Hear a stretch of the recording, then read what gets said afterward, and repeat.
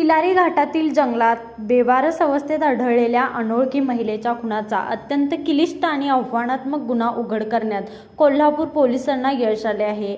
या उल्लेखनीय कामगिरीबद्दल पोलीस अधीक्षक निलोत्पल यांनी तपास पथकाला 50,000 रुपयाचे रोख पारितोषिक जाहीर केले आहे। 29 मे 2026 रोजी चंदगड तालुक्यातील कोदाळी हद्दीतील तिलारी घाट परिसरात एका 30 ते 35 वर्ष वयोगटातील महिलेचा मृतदेह झाडाझुडपात आढळून आला होता। शवविच्छेदन अहवालात डोक्याला गंभीर दुखापत झाल्याने मृत्यू झाल्याचे स्पष्ट झाल्यानंतर हा खून असल्याचे निष्पन्न झाले। त्यानुसार चंदगड पोलीस ठाण्यात अज्ञात आरोपी विरोधात खुनाचा गुन्हा दाखल करण्यात आला आहे। गुन्ह्याचे गांभीर्य लक्षात घेऊन पोलीस अधीक्षक निलोत्पल यांनी स्थानिक गुन्हे अन्वेषण शाखेचे पोलीस निरीक्षक सुशांत चव्हाण यांच्याकडे तपासाची सूत्रे सोपविली। तपासासाठी स्वतंत्र पथके तयार करून कोल्हापूर, सांगली, सिंधुदुर्ग तसेच कर्नाटक आणि गोवा राज्यातील तब्बल 199 बेपत्ता नोंदीची छाननी करण्यात आली।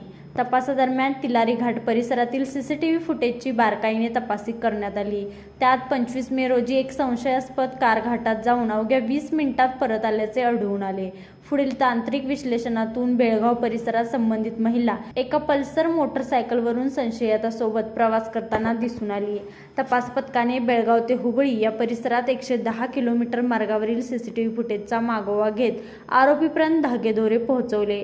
गोपनीय माहितीच्या आधारे शिन्नोळी परिसरात सापळा रचून 3 संशयितांना ताब्यात घेण्यात आले। चौकशीत त्यांनी गंगवा हंचिवनी हिला तिलारी घाटात खून केल्याची कबुली दिली। या प्रकरणात यल्लाप्पा कर्णावर, बसराज कर्णावर, लंगम्मप्पा अंकलगी या तिघांना अटक करण्यात आली असून त्यांच्याकडे पल्सर मोटरसायकल जप्त करण्यात आली आहे। गुन्ह्यात वापरण्यात आलेला कारचा चालक अपघातात जखमी झाल्याने सध्या घरी उपचार घेत असून त्याला अद्याप ताब्यात घेण्यात आलेले नाही।